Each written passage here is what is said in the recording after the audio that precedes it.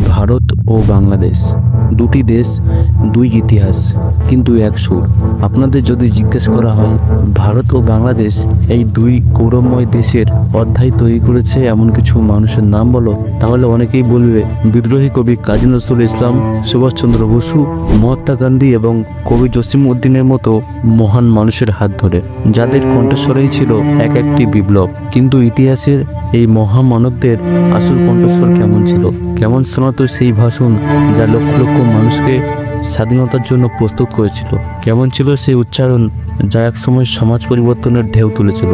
আজকের এই ভিডিওতে আমরা শুনবো এবং দেখব ভারত ও বাংলাদেশের কিছু কিংবদন্তির আসল কণ্ঠস্বর।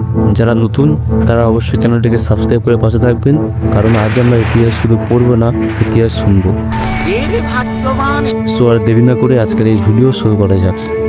রবীন্দ্রনাথ ঠাকুর, যিনি গীতাঞ্জলি কাব্যগ্রন্থের জন্য নোবেল প্রাইজ পেয়েছিলেন, তিনি ছিলেন বাংলা সাহিত্যের একজন শ্রেষ্ঠ কবি। তার কণ্ঠ ছিল আবেগপূর্ণ ও গভীর, যা তার কবিতা ও সঙ্গীতের জীবন্ত হয়ে উঠত। তিনি জনগণ মন এবং আমার সোনার বাংলা লিখে ভারত ও বাংলাদেশের কিছু সঙ্গীতের স্রষ্টা হয়েছেন, যিনি 1861 থেকে 1941 সাল পর্যন্ত বেঁচেছিলেন।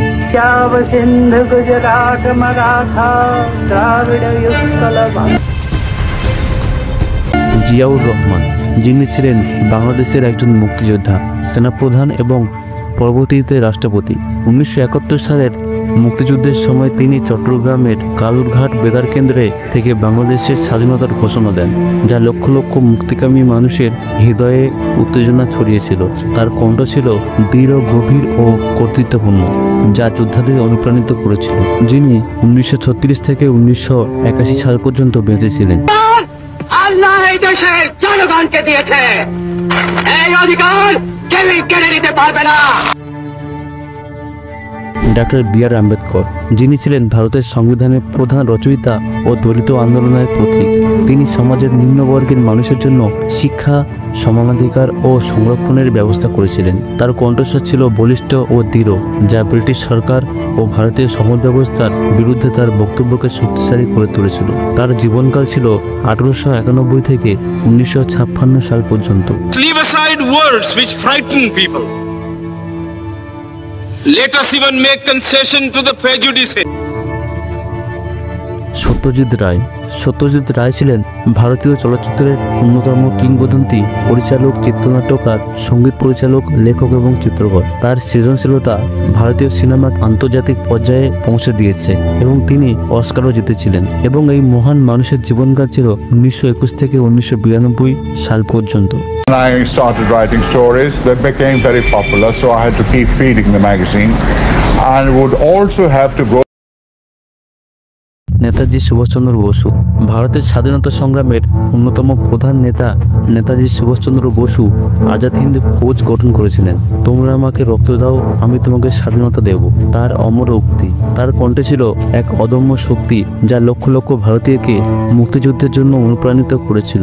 এই মহান মানুষের সময়কাল ছিল 1897 থেকে 1945 সাল পর্যন্ত। অনেকের মনে এরকম আশঙ্কা দেখা দিয়েছিল যে হয়তো হরিপুরায় কাজী নজরুল ইসলাম, যিনি আমাদের বিদ্রোহী কবি নামে পরিচিত ছিলেন, তিনি বাংলা সাহিত্যের এক শক্তিশালী কণ্ঠ ছিলেন। তার কবিতা, গান ও ভাষণে অন্যায়ের বিরুদ্ধে প্রতিবাদে আগুন জ্বলত। নজরুলের কণ্ঠস্বর ছিল দীপ্ত, গভীর আর বিদ্রোহী, যা শুনলে বোঝা যায় একজন যোদ্ধার সাহস। বিদ্রোহী চল চল চল সহ তার অনেক কবিতা ও গান যুগে যুগে মানুষের অধিকার আর স্বাধীনতার প্রতীক। তার লেখায় মুক্তিযুদ্ধের যোদ্ধারা যুদ্ধ করতে এগিয়ে এসেছিল। এই মহান বাঙালির সময়কাল ছিল 1899 থেকে 1976 সাল পর্যন্ত। বারক বয়সে অসীম সাহসী আসিয়াছ গণমাঝে, হরি পদ্ম পলাশ লোচন কে তোরে শিখাইয়ে দিল। স্বামী বিবেকানন্দ ছিলেন ভারতীয় আধ্যাত্মিক জাগরণের অন্যতম পুরোধা। তিনি হিন্দু ধর্ম ও যোগ দর্শনের মাধ্যমে ভারতকে বিশ্বের দরবারে পরিচিত করেছিলেন। 1893 সালের শিকাগো ধর্মসভায় তার ঐতিহাসিক ভাষণ আজও অনুপ্রেরণা যোগায়। তার কণ্ঠে ছিল এক বিশেষ শক্তি, যা মানুষকে আত্মচেতনার দিকে ধাবিত করত। স্বামী বিবেকানন্দর জীবনকাল ছিল 1863 থেকে 1902 সাল পর্যন্ত। To rise in response to the warm and cordial welcome which you have given us. I thank you in the name of the most ancient order of monks in the world. Jawaharlal Nehru যিনি ভারতের প্রথম প্রধানমন্ত্রী এবং স্বাধীনতা আন্দোলনের অন্যতম প্রধান নেতা। তার কণ্ঠস্বর ছিল নরম, সুস্পষ্ট আর আত্মবিশ্বাসে ভরা, যা শুনলে বোঝা যায় একজন প্রকৃত নেতার কথা। জওহরলাল নেহরুর সময়কাল ছিল 1889 থেকে 1964 সাল পর্যন্ত। Well, India hasn't that intention. But how can I give you a guarantee forever and ever about events? Are you going to ask for a financial loan? কবি জসিমউদ্দিন, যিনি পল্লী কবি নামে পরিচিত, তিনি বাংলা সাহিত্যকে গ্রাম বাংলার প্রাণের কথা শোনাতে শিখিয়েছিলেন। তার কবিতা, গান আর গল্পে ফুটে উঠেছে গ্রামের সহজ সরল মানুষের জীবন, সুখ দুঃখ, প্রেম আর বিরহের ছবি। তার কণ্ঠস্বরে ছিল শান্ত, মধুর আর আবেগে ভরা, যা শুনলে মনে হয় গ্রাম বাংলার সেই চিরচেনা গানের সুর। এই মহান বাঙালির জীবনকাল ছিল 1903 থেকে 1976 সাল পর্যন্ত।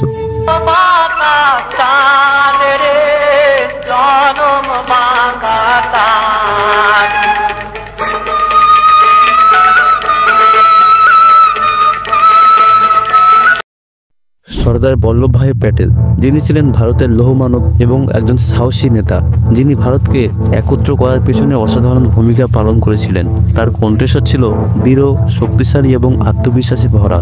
স্বাধীনতার পর ভারত যখন বিভক্তির দ্বারপ্রান্তে, তখন প্যাটেলের কণ্ঠেই মানুষ শুনেছিল ঐক্যের ডাক। তিনি ছিলেন ভারতের প্রথম উপপ্রধানমন্ত্রী এবং স্বরাষ্ট্রমন্ত্রী। 562টি দেশীয় রাজ্যকে ভারতের সঙ্গে যুক্ত করার কাজটি তার মতো সাহসী কণ্ঠ ছাড়া সম্ভব ছিল না। সর্দার বল্লভভাই প্যাটেলের জীবনকাল ছিল 1891 থেকে 1956 সাল পর্যন্ত।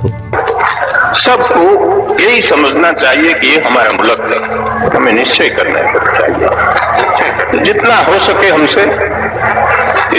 শেখ মুজিবুর রহমান, যিনি বঙ্গবন্ধু নামে পরিচিত, তিনি একজন বাংলাদেশের স্থপতি এবং স্বাধীনতার মহান নেতা। তিনি একজন বাংলাদেশের মহান নেতা। তার কণ্ঠস্বর ছিল গর্জন করা সিংহের মতো, শক্তিশালী, আবেগময় এবং আন্দোলনের অগ্নিস্নাত। বিশেষ করে 1971 সালের 7ই মার্চ রেসকোর্স ময়দানের ঐতিহাসিক ভাষণে তার কণ্ঠস্বর বাঙালিকে স্বাধীনতার ডাক দিয়েছিল।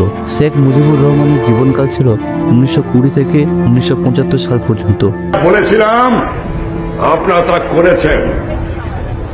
আমি বলেছিলাম এবারে সংগ্রাম, মুক্তির সংগ্রাম। মহাত্মা গান্ধী, যিনি বাপু নামে পরিচিত, সত্য, অহিংসা আর শান্তির পথে হেঁটে তিনি ব্রিটিশ শাসনের বিরুদ্ধে সংগ্রাম করেছিলেন। তার কণ্ঠস্বর ছিল শান্ত, ধীরস্থির কিন্তু আশ্চর্যজনকভাবে দৃঢ়, যা শুনলে মনে হতো একজন নেতা কিভাবে কোমল অথচ শক্তিশালী হতে পারে। গান্ধীজির জীবনকাল ছিল 1869 থেকে 1948 সাল পর্যন্ত। Presented memory of my stay in the midst of the poor people of. তো বন্ধুরা, আজকের ভিডিও এই পর্যন্ত। আর হ্যাঁ, আপনার যদি কোনো পছন্দের ঐতিহাসিক মানুষ থেকে থাকে তাহলে অবশ্যই কমেন্টে জানাবেন। আমি চেষ্টা করব নেক্সট ভিডিওতে তার ভয়েসটি অ্যাড করার জন্য নতুন কোনো টপিকের সঙ্গে। ততক্ষণের জন্য আসসালামু আলাইকুম।